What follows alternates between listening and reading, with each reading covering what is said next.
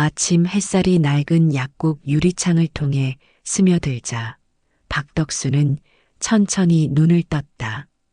70을 넘긴 나이에도 새벽 6시면 어김없이 깨는 습관은 40년 넘게 약국을 운영했던 직업병이었다. 하지만 요즘은 잠에서 깨도 머리가 개운하지 않았다.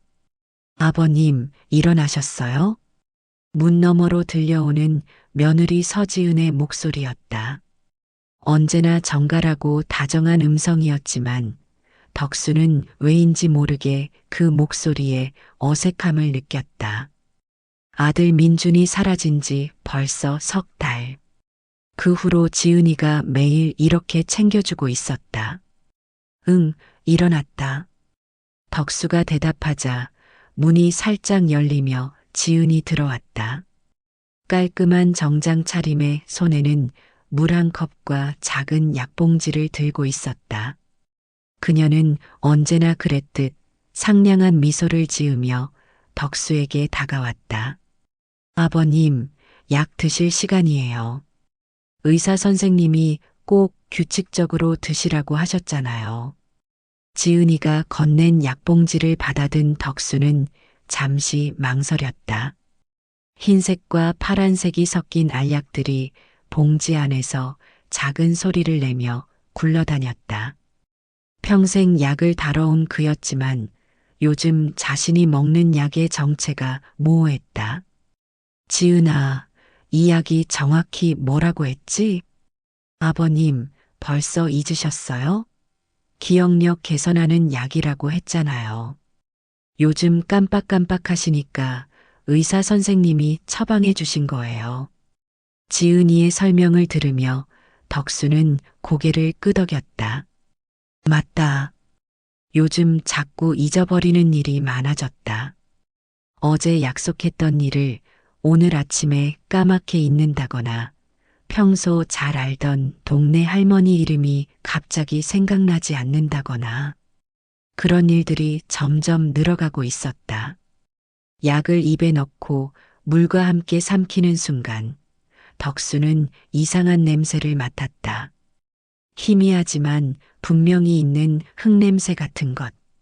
40년 넘게 온갖 약을 만지고 냄새 맡아온 그의 코가 예민하게 반응했다. 지은아. 네, 아버님. 이 약, 냄새가 좀 이상한 것 같은데. 지은이의 표정이 순간 굳어졌다가 다시 웃음으로 바뀌었다. 하지만 그 찰나의 변화를 덕수는 놓치지 않았다. 아, 아버님. 약이야 원래 냄새가 있을 수 있죠. 중요한 건 효과니까요. 벌써 드신 지 한 달 됐는데 기분이 좀 어떠세요? 글쎄, 잘 모르겠네. 사실 덕수는 약을 먹기 시작한 후로 오히려 기억이 더 흐릿해지는 것 같았다. 하지만 나이가 들어가는 자연스러운 현상이라고 생각하려 했다. 지은이가 이렇게 정성스럽게 챙겨주는데 의심하는 것도 미안했다. 아버님, 저 출근 준비해야 해요. 저녁에 일찍 들어와서 함께 저녁 먹어요. 지은이가 볼에 가벼운 뽀뽀를 하고 방을 나갔다. 덕수는 창가로 다가가 그녀가 검은색 승용차에 타고 사라지는 모습을 지켜봤다. 대기업 이사라던 지은이의 차는 언제나 반짝반짝 깨끗했다. 혼자 남은 약국에서 덕수는 천천히 아래층으로 내려갔다. 30년 넘게 이곳에서 동네 사람들에게 약을 지어주며 살았던 추억들이 곳곳에 배어 있었다. 하지만 요즘은 예전처럼 손님도 많지 않았다. 큰 병원과 대형 약국들이 생기면서 작은 동네 약국을 찾는 사람은 점점 줄어들고 있었다. 덕수야, 안녕하세요. 익숙한 목소리에 고개를 돌리니 동네에서 오래 살아온 김순자 할머니가 들어오고 있었다. 아, 순자 씨. 어서 오세요. 요즘 어떻게 지내세요? 민준이는 아직 소식이 없고요. 할머니의 질문에 덕수의 얼굴이 어두워졌다. 아들 민주는 사업 실패 후 빚에 쪼들리다가 어느 날 갑자기 사라져 버렸다. 마지막으로 만났을 때 아버지, 미안합니다라는 말만 남기고 아직 연락이 없어요. 걱정 많이 되시겠어요. 그래도 며느리가 잘 챙겨주니까 다행이네요. 순자 할머니는 혈압약을 사고는 덕수를 걱정스럽게 바라보며 약국을 나갔다. 덕수는 다시 혼자가 되었다. 오후가 되자 덕수는 이상한 기분에 휩싸였다. 분명히 오늘 오후에 누군가와 약속이 있었던 것 같은데 도무지 기억이 나지 않았다. 수첩을 뒤져봐도 아무것도 적혀 있지 않았다. 내가 왜 자꾸 약속을 잊지? 덕수는 자신의 머리를 쥐어뜯으며 중얼거렸다. 이런 일이 점점 잦아지고 있었다. 평생 정확하고 꼼꼼했던 자신이 이렇게 변해가는 것이 두려웠다. 그때 약국 뒤쪽에서 뭔가가 굴러가는 소리가 들렸다. 가보니 아침에 먹었던 약통이 바닥에 떨어져 있었다. 약통을 주우며 덕수는 다시 한번 그 이상한 냄새를 맡았다. 분명히 일반적인 기억 개선제와는 다른 냄새였다. 40년간 수천 가지 약을 다뤄온 경험이 그에게 속삭이고 있었다. 뭔가 이상하다고. 하지만 의심하고 싶지 않았다. 아들까지 사라진 상황에서 며느리마저 믿지 못한다면 이 세상에 의지할 곳이 어디 있겠는가. 저녁 무렵 지은이가 돌아왔다. 평소보다 조금 늦은 시간이었지만 그녀는 여전히 밝은 표정이었다. 아버님, 오늘 하루 어떻게 지내셨어요? 그냥 그럭저럭. 혹시 또 깜빡하신 일 있으세요?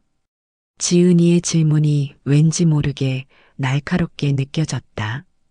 덕수는 고개를 저었다. 아니야, 괜찮았어. 거짓말이었다. 오후에 분명히 뭔가를 잊어버렸고 그것 때문에 하루 종일 불안했다. 하지만 지은이를 더 걱정시키고 싶지 않았다.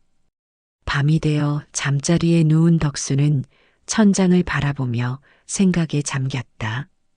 아들이 사라지고 기억이 흐려지고 평생 살던 이 집마저 낯설게 느껴지는 요즘. 유일한 위안은 지은이가 매일 챙겨주는 보살핌이었다. 하지만 가슴 한편으로는 설명할 수 없는 불안감이 자리 잡고 있었다. 마치 뭔가 중요한 것을 놓치고 있는 것 같은 느낌. 그것이 무엇인지는 모르겠지만 분명히 있었다. 창밖으로 보이는 달빛이 약국의 오래된 선반들을 비추고 있었다. 그 빛 속에서 덕수는 자신의 인생을 돌아보았다. 아내를 잃고 아들도 잃고 이제 기억마저 잃어가는 자신. 과연 이것이 자연스러운 노화의 과정일까?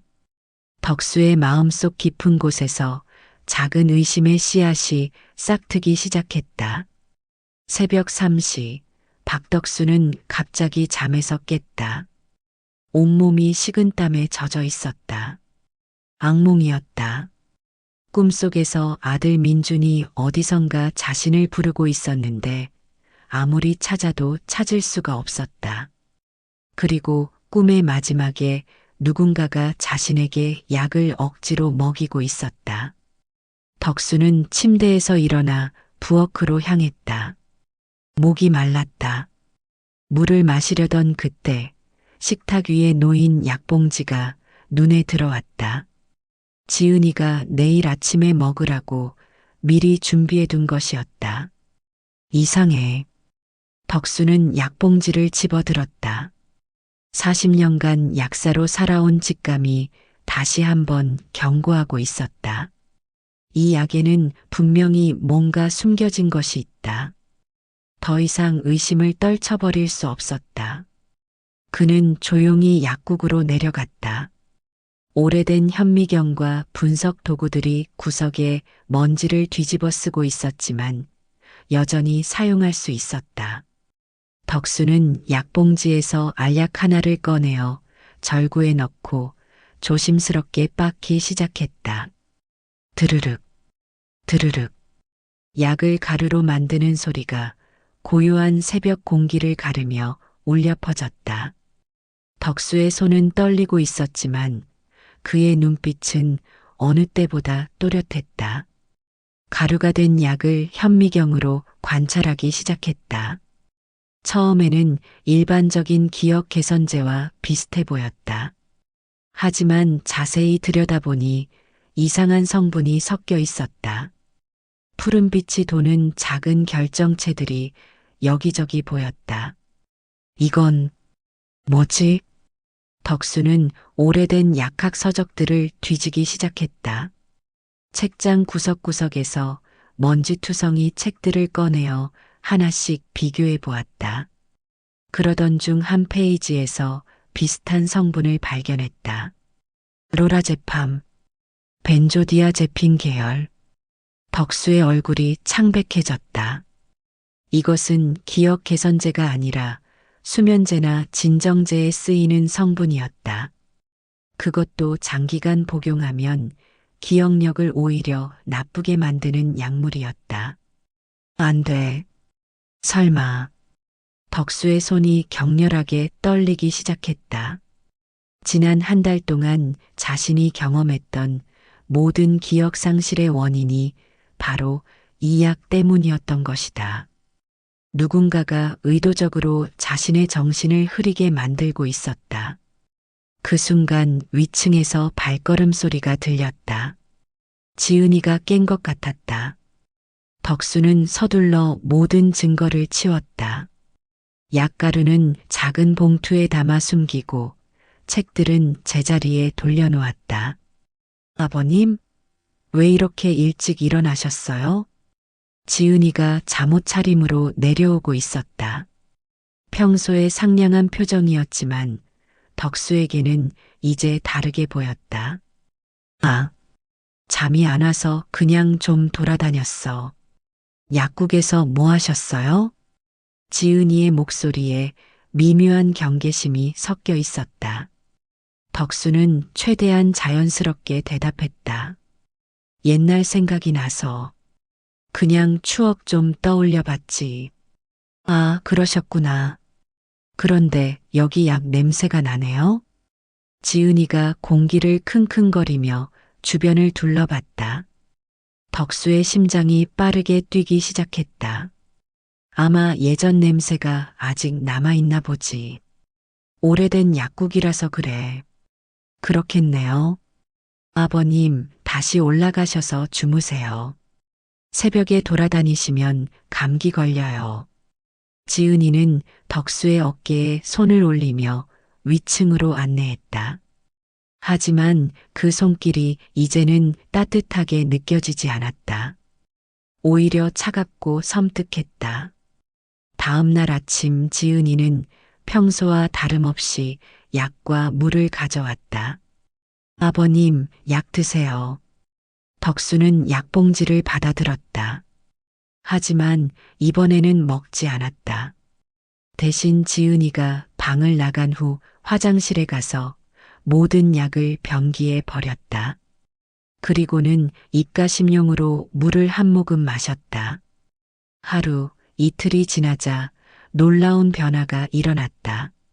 머릿속 안개가 걷히기 시작했다. 며칠 전 깜빡했던 약속들이 하나씩 기억났다. 심지어 아들 민준이 마지막으로 했던 말도 더 생생하게 떠올랐다. 아버지, 지은이를 조심하세요. 그때는 무슨 소리인지 이해하지 못했다. 하지만 이제야 그 말의 의미를 알 것 같았다. 민준이 사라진 것도 단순한 실종이 아닐지도 모른다. 덕수는 아들의 방을 뒤지기 시작했다. 서랍장, 옷장, 침대 밑까지 샅샅이 뒤졌다. 그러다가 책상 서랍 뒤쪽에서 작은 수첩을 발견했다. 수첩에는 민준의 필기체로 이상한 내용들이 적혀 있었다. 지은이가 이상하다. 결혼 전과 완전히 다른 사람 같다.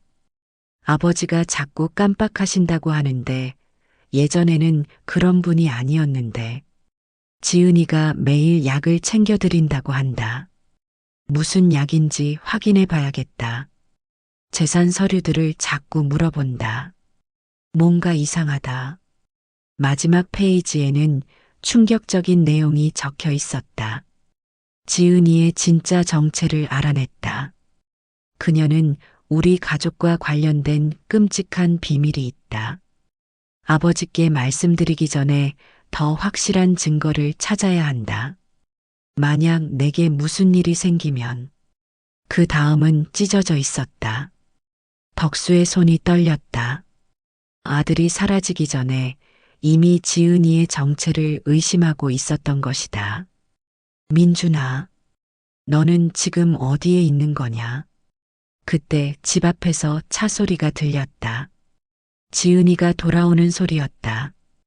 덕수는 서둘러 수첩을 숨기고 평소처럼 행동하려 애썼다. 아버님, 저 왔어요. 지은이의 밝은 목소리가 집안에 울려 퍼졌다. 하지만 이제 덕수에게는 그 목소리가 악마의 속삭임처럼 들렸다. 응, 왔구나. 지은이가 위층으로 올라왔다. 평소와 다름없는 정장 차림에 상냥한 미소를 지었다. 하지만 덕수는 그 미소 뒤에 숨겨진 진짜 얼굴을 보려고 애썼다. 아버님, 오늘은 기분이 어떠세요? 약 효과가 있으신 것 같나요? 응, 그런 것 같기도 하고. 좋네요. 의사 선생님이 꾸준히 드시면 분명 좋아지실 거라고 하셨거든요. 지은이가 내일 먹을 약을 미리 준비하며 말했다. 덕수는 그 모습을 지켜보며 속으로 분노가 끓어오르는 것을 느꼈다. 감히 이 애비를 이렇게 속여? 하지만 겉으로는 태연한 척했다. 이제 진짜 전쟁이 시작되는 것이다. 그녀가 무슨 목적으로 이런 짓을 하는지, 아들 민주는 어디에 있는지 모든 진실을 파헤쳐야 했다. 밤이 되어 지은이가 잠든 후 덕수는 조용히 일어났다. 그의 눈빛에는 40년 약사 생활에서 쌓아온 집요함과 분노가 함께 타오르고 있었다. 이제 더 이상 당하고만 있지 않을 것이다. 약국에서 증거를 수집하기 시작했다. 지은이가 가져온 약들을 하나씩 분석하고 성분표를 만들었다. 그리고 민준의 수첩에 적힌 단서들을 바탕으로 지은이의 정체를 추적하기 시작했다. 기다려라, 지은아. 내가 누구든 무슨 목적이든 상관없다. 내 아들과 내 인생을 망가뜨린 대가를 치르게 해주겠다. 덕수의 복수가 시작되었다. 일주일이 지났다. 덕수는 매일 밤 지은이 몰래 조사를 계속했다. 약을 끊은 지 일주일 만에 그의 머리는 완전히 맑아졌다. 이제야 지난 한 달간 자신이 얼마나 흐릿한 상태였는지 깨달을 수 있었다. 하지만 진실에 가까워질수록 더 큰 공포가 엄습했다. 아버님, 오늘은 좀 어떠세요? 얼굴이 많이 좋아 보여요. 지은이가 평상시처럼 약을 가져오며 말했다. 덕수는 속으로 소름이 돋았다. 거짓말을 하며 웃는 그 표정이 이제는 악마의 가면처럼 보였다. 응, 좀 나은 것 같아. 덕수는 약을 받아들고 지은이가 보는 앞에서 입에 넣는 신용을 했다. 하지만 실제로는 혀 밑에 숨겨두었다가 나중에 뱉어냈다. 40년간 약을 다뤄온 노하우였다. 그럼 저 출근할게요. 오늘은 좀 늦을 것 같아요. 지은이가 나간 후 덕수는 서둘러 컴퓨터 앞에 앉았다. 아들 민준이 사용하던 낡은 노트북이었다. 며칠 전부터 인터넷 검색을 배우기 시작했는데 70대 노인에게는 쉽지 않은 일이었다. 서지은 이력 검색. 키보드를 한 글자씩 누르며 검색했다. 그런데 이상했다. 대기업 이사라고 했는데 어디서도 그녀의 이름을 찾을 수 없었다. 회사 홈페이지에도 임원진 목록에 서지은이라는 이름은 없었다. 뭐지? 설마. 덕수의 불안감이 커졌다. 혹시 지은이가 자신에게 거짓말을 한 것일까? 그렇다면 그녀의 진짜 정체는 무엇인가? 그때 전화벨이 울렸다. 모르는 번호였다. 여보세요? 혹시 박덕수 약사님이십니까? 낯선 남자 목소리였다. 중년 남성의 목소리 같았다. 네, 맞습니다. 누구시죠? 저는 민준 씨와 일을 같이 했던 사람입니다. 잠깐 만나서 이야기할 수 있을까요? 중요한 얘기가 있습니다. 덕수의 심장이 빠르게 뛰기 시작했다. 민준에 관한 소식일까? 어디서 만날까요? 약국 근처 공원 벤치에서 1시간 후에 만나요. 저는 검은 모자를 쓰고 있을 겁니다. 전화가 끊겼다. 덕수는 떨리는 손으로 옷을 입고 공원으로 향했다. 약속 시간에 공원에 가니 정말로 검은 모자를 쓴 중년 남성이 벤치에 앉아 있었다. 얼굴에는 깊은 근심이 서려 있었다. 박덕수 약사님이시죠? 네, 맞습니다.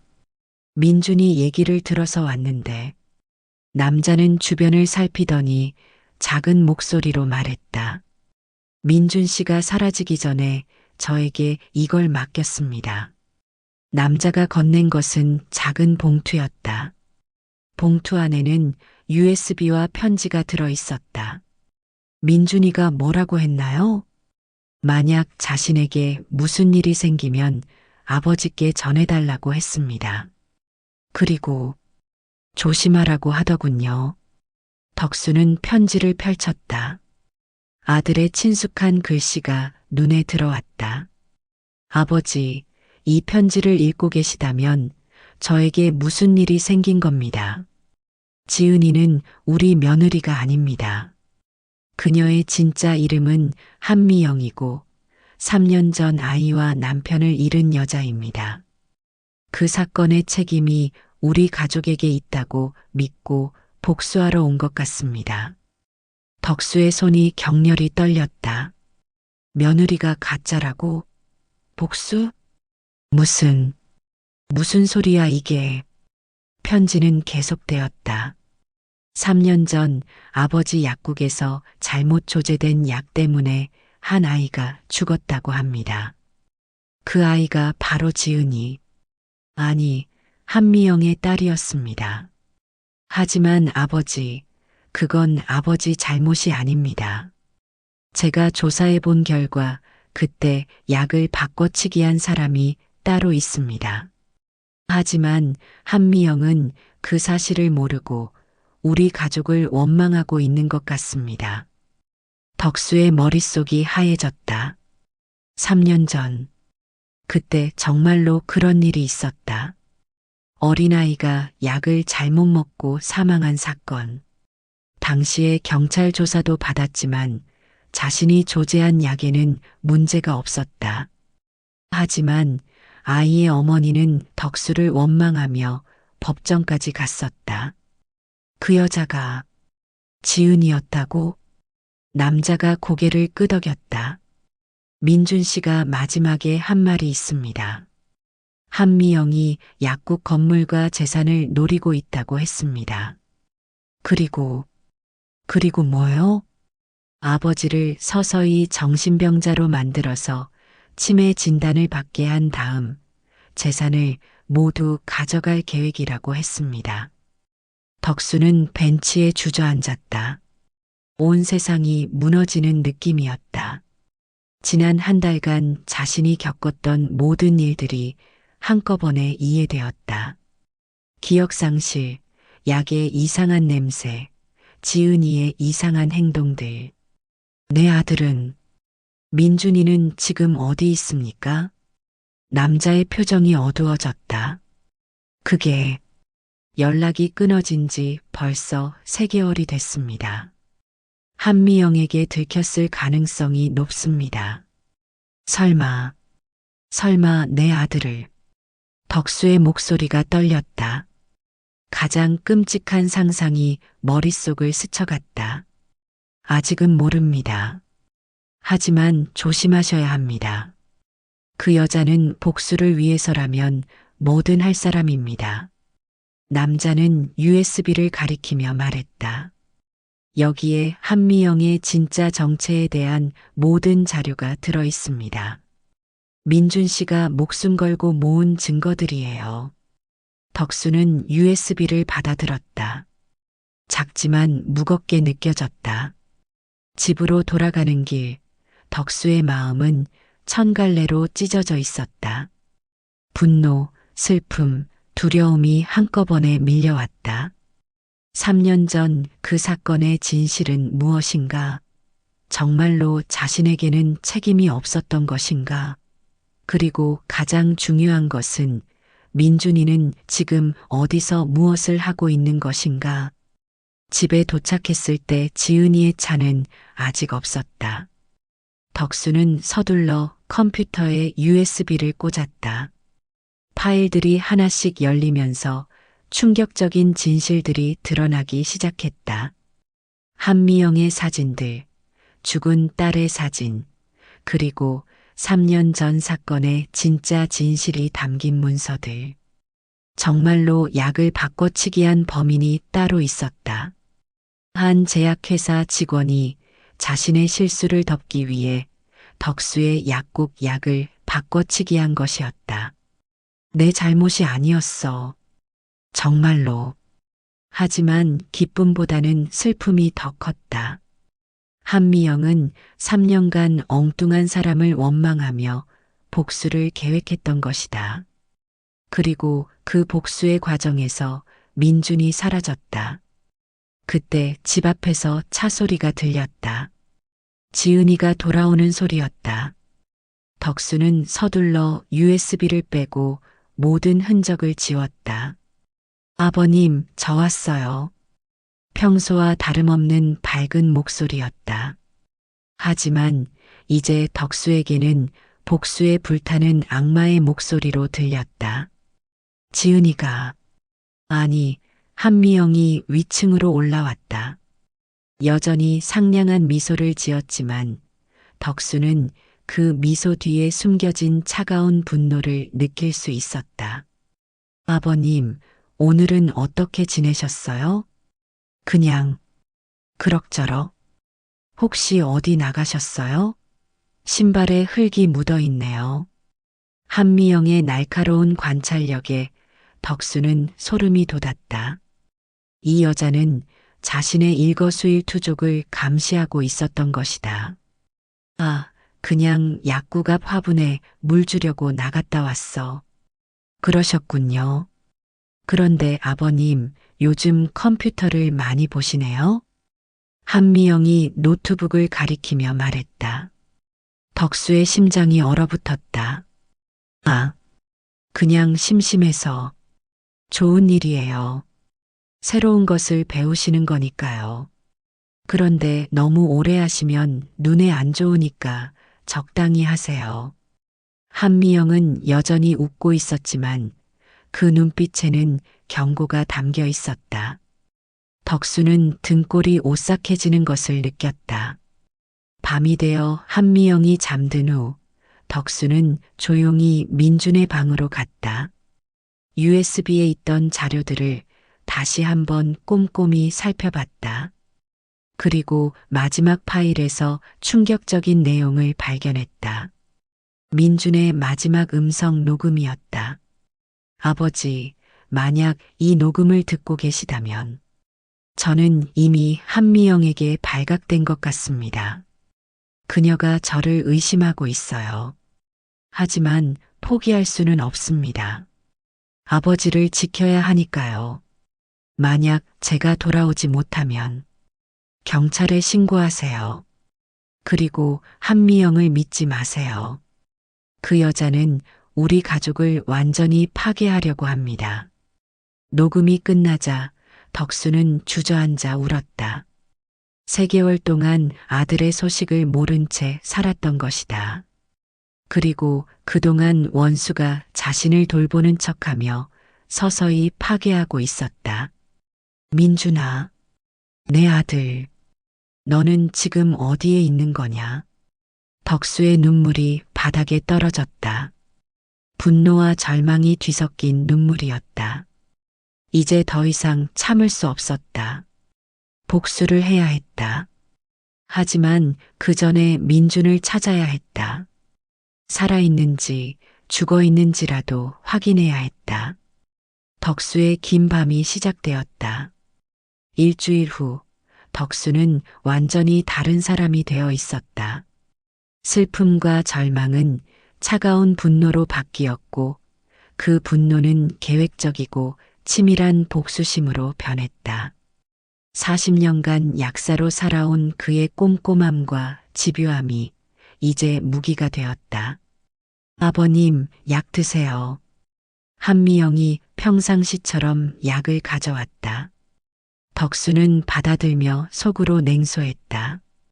이제 그녀의 모든 행동이 연기로 보였다. 효심 깊은 며느리 연기, 걱정하는 표정 연기, 사랑스러운 미소 연기. 고맙다, 지은아. 덕수도 연기를 했다. 여전히 속고 있는 척, 아무것도 모르는 척. 하지만 속으로는 모든 것을 기록하고 있었다. 한미영의 일거수일투족, 말투의 변화, 심지어 눈빛까지. 한미영이 출근한 후 덕수는 본격적으로 움직이기 시작했다. 첫 번째 목표는 증거 수집이었다. 그는 한미영의 방을 뒤지기 시작했다. 서랍 깊숙한 곳에서 이상한 서류들을 발견했다. 가짜 신분증, 위조된 결혼 증명서, 그리고 가장 충격적인 것은 덕수의 재산 목록과 유언장 초안이었다. 모든 재산을 며느리에게 상속한다는 내용이었다. 이 악독한 년이. 덕수의 손이 떨렸다. 한미영은 자신을 치매 환자로 만든 다음 이 위조 유언장을 사용할 계획이었던 것이다. 더 뒤져보니 또 다른 충격적인 것들이 나왔다. 다른 노인들의 사진과 신상 정보들. 한미영이 자신만 노린 것이 아니었다. 그녀는 여러 명의 혼자 사는 노인들을 타겟으로 삼고 있었던 것이다. 이건 연쇄 범죄잖아. 덕수는 휴대폰으로 모든 서류를 사진으로 찍었다. 며칠 전에 동네 젊은이에게 부탁해서 휴대폰 사용법을 배웠던 것이 도움이 됐다. 그런데 그때 집 밖에서 차 소리가 들렸다. 한미영이 예상보다 일찍 돌아오는 것 같았다. 덕수는 서둘러 모든 것을 원래 자리에 돌려놓고 아무렇지 않은 척 거실로 나왔다. 아버님, 저 왔어요. 일찍 끝나서 일찍 들어왔네요. 한미영이 들어왔지만 표정이 평소와 달랐다. 뭔가 의심스러운 눈빛이었다. 일찍 왔네. 오늘 일이 별로 없었나? 아니에요. 그런데 아버님, 혹시 제 방에 들어가셨어요? 덕수의 심장이 빠르게 뛰었다. 들켰을까? 아니, 왜 그래? 아니에요. 그냥 뭔가 위치가 조금 바뀐 것 같아서요. 한미영이 덕수를 뚫어져라 쳐다봤다. 하지만 덕수는 태연하게 대답했다. 청소화 주머니가 왔었나 보네. 나도 잘 모르겠어. 아, 그렇군요. 한미영은 여전히 의심스러운 표정이었지만 더 이상 묻지는 않았다. 그날 밤 덕수는 중요한 결정을 내렸다. 혼자서는 한계가 있었다. 도움이 필요했다. 그래서 생각해낸 것이 6개월 전 자신을 인터뷰했던 지역 방송국 기자였다. 당시 동네 약국의 추억이라는 프로그램을 위해 인터뷰를 했었는데 젊은 여기자가 매우 열정적이고 정의감이 강해 보였다. 명함을 찾아서 전화를 걸었다. 여보세요. PBC 방송국입니다. 저 김소영 기자님 계신가요? 박덕수 약사입니다. 아, 박 약사님. 안녕하세요. 무슨 일이세요? 중요한 얘기가 있어서 전화드렸습니다. 혹시 만나서 이야기할 수 있을까요? 물론이죠. 언제 어디서 만날까요? 다음 날 오후 덕수는 김소영 기자를 만났다. 30대 초반의 젊은 여성이었지만 눈빛이 매우 예리했다. 약사님, 무슨 일이신지 궁금하네요. 덕수는 모든 이야기를 털어놓았다.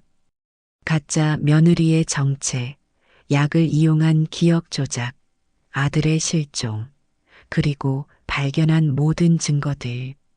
처음에는 믿기지 않는다는 표정이던 김소영 기자도 점점 심각해졌다.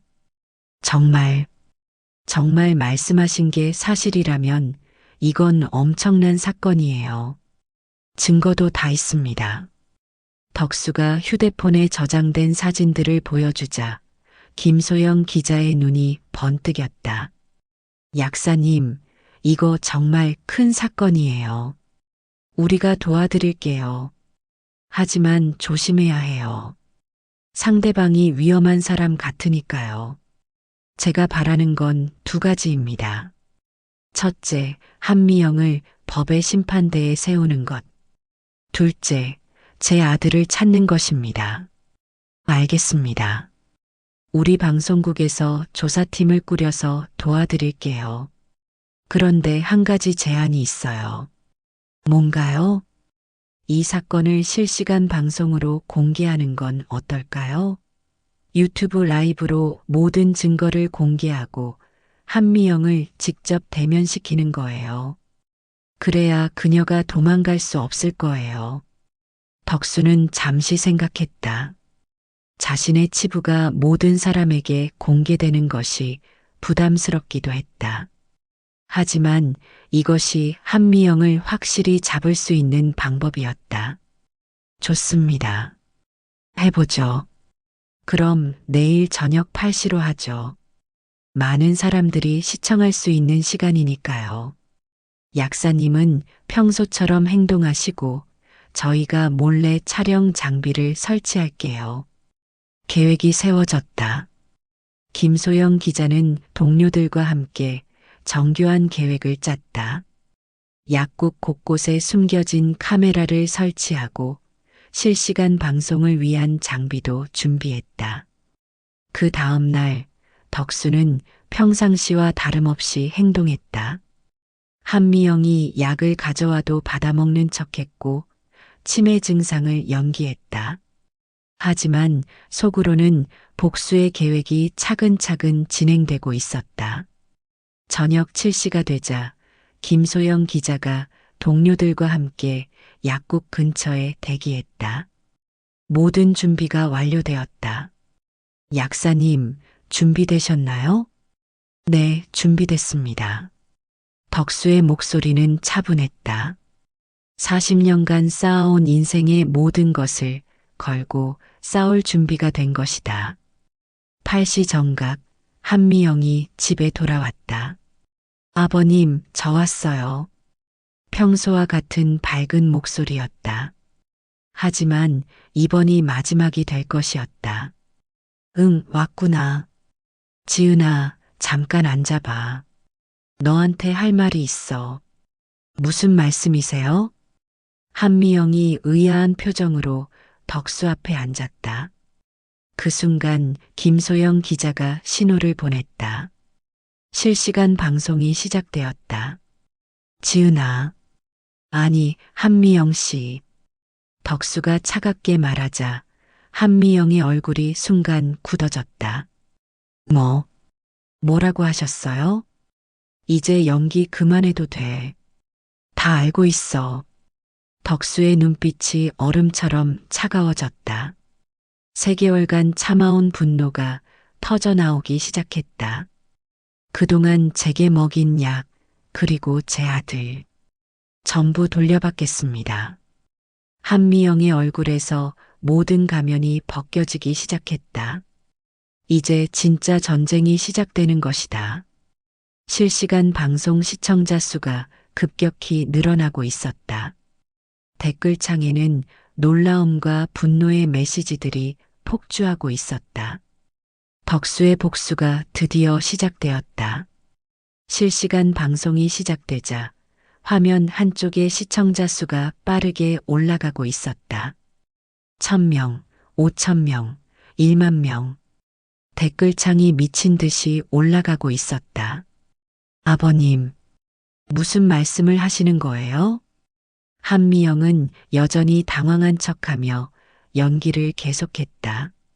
하지만 덕수는 더 이상 속지 않았다. 한미영 씨, 3년 전에 딸을 잃으셨죠? 그때 제 약국에서 조제한 약을 먹고 아이가 죽었다고 생각하시겠지만 진실은 다릅니다. 덕수가 USB에서 뽑아낸 서류들을 테이블에 펼쳤다. 한미영의 얼굴이 점점 창백해졌다. 이게 어디서 나온 거예요?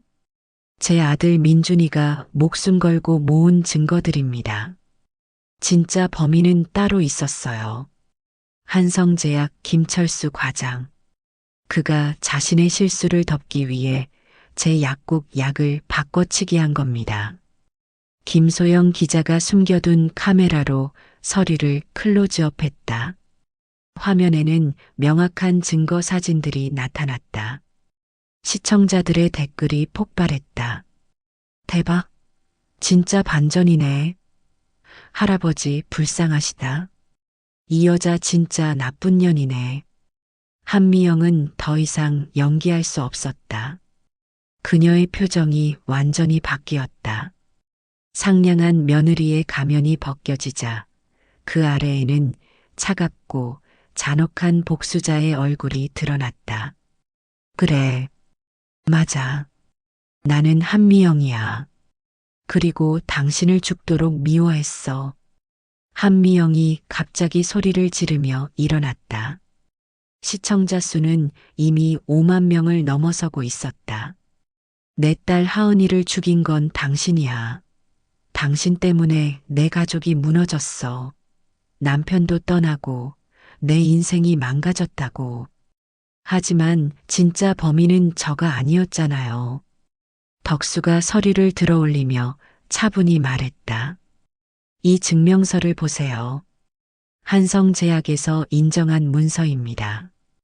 김철수 과장이 품질 검사를 속이기 위해 약을 바꿔치기했고 그 바람에 아이가 잘못된 약을 먹게 된 겁니다. 저는 피해자였어요. 당신처럼. 한미영이 서류를 낚아채서 읽어보더니 얼굴이 새파래졌다. 아니야. 이건 거짓말이야. 당신이 조작한 거야. 조작이 아닙니다. 제 아들이 3개월 동안 목숨 걸고 찾아낸 진실이에요. 그런데 민준이는 어디 있나요? 당신이 뭘 했나요? 덕수의 목소리가 떨렸다. 분노보다는 걱정이 앞섰다. 한미영은 잠시 말을 멈췄다. 그리고는 갑자기 비웃기 시작했다. 하하, 당신 아들, 그 바보 같은 놈 말이야? 시청자들이 긴장하며 지켜보고 있었다. 댓글창에는 걱정의 메시지들이 쏟아졌다. 민준이는 살아있어요. 지금 서울에 숨어 있지. 나한테 들킨 다음에 겁이 나서 도망친 거야. 덕수의 눈에서 눈물이 흘렀다. 아들이 살아있다는 말에 안도감이 밀려왔다. 정말, 정말 살아있나요? 당연하지. 나도 사람이야. 죽이지는 않았어. 하지만 당신은 다르지. 당신은 서서히 정신을 잃고 죽게 만들 계획이었어. 한미영이 가방에서 약병을 꺼냈다.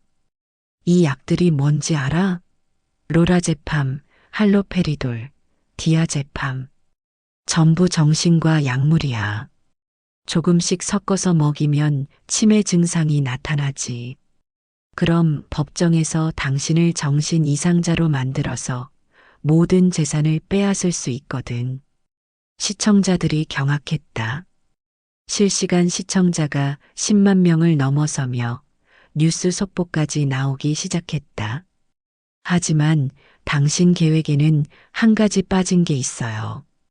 덕수가 갑자기 웃으며 말했다. 한미영이 의아한 표정을 지었다. 뭐가 빠졌다는 거야?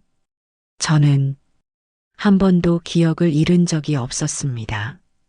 한미영의 얼굴이 굳어졌다. 뭐라고? 일주일 전부터 당신이 주는 약을 먹지 않았어요. 전부 다 뱉어냈습니다. 그리고 치매인 척 연기한 것도 당신의 정체를 파악하기 위해서였고요. 덕수가 일어나서 한미영에게 다가갔다. 40년 동안 약사로 살면서 온갖 약을 다뤄봤는데 당신이 주는 약에서 이상한 냄새가 나는 걸 못 알아챌 줄 알았나요? 한미영이 뒷걸음질 쳤다. 그럼 당신은 언제부터 알고 있었던 거야? 처음부터는 아니었어요. 하지만 의심은 했죠. 그리고 일주일 전에 민준이가 남긴 증거를 받고 나서는 확실해졌습니다. 그때 갑자기 현관문이 열렸다. 아버지. 익숙한 목소리에 덕수가 돌아봤다. 민준이가 경찰들과 함께 들어오고 있었다. 민준아. 아버지와 아들이 포옹했다. 시청자들도 감동받아 댓글로 축하 메시지를 보냈다. 아버지, 죄송해요. 늦었어요. 아니다. 너무 고생했다. 살아있어서 다행이야.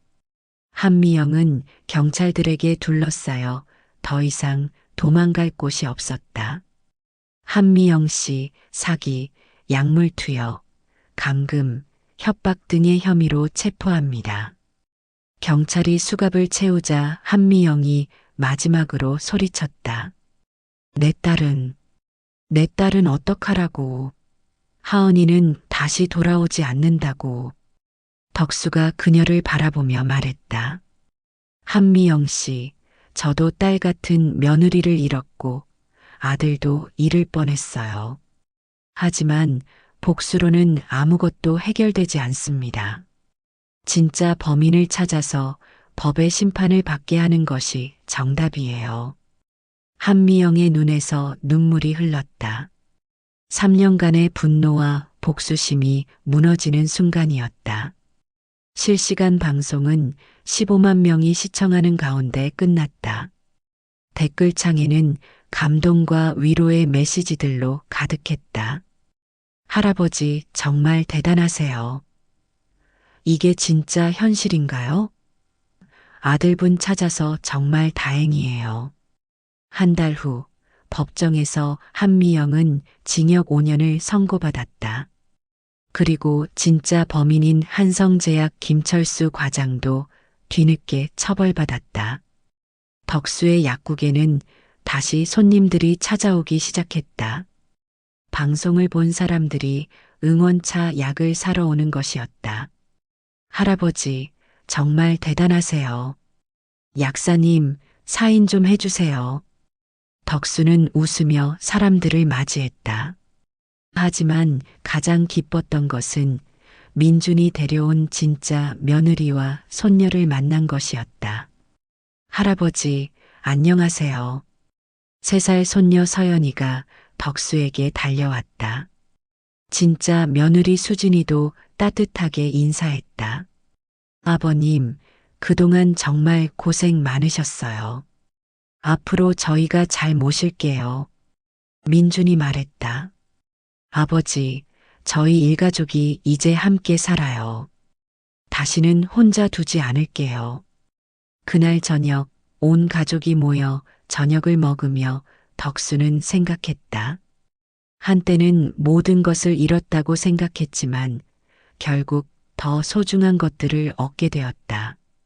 진짜 가족의 사랑을. 여보, 당신의 지혜는 언젠가 모두를 지켜줄 거예요. 문득 죽은 아내가 남긴 편지의 한 구절이 떠올랐다. 정말 그 말이 맞았다. 덕수는 손녀 서연이를 무릎에 앉히고 옛날 이야기를 들려주기 시작했다. 이제 새로운 이야기가 시작되는 것이다. 하지만 방송 마지막에 김소영 기자가 의미심장한 멘트를 남겼다. 박덕수 약사님이 발견한 약물 조작 사건은 빙산의 일각일 수도 있습니다. 혹시 비슷한 피해를 당하신 분이 계시다면 저희 방송국으로 연락 주세요. 그리고 화면 구석에 자막이 떠올랐다. 덕수가 약에서 찾아낸 진실은 끝이 아니었다. 그 약을 만든 배후에는 거대한 조직이 있었다.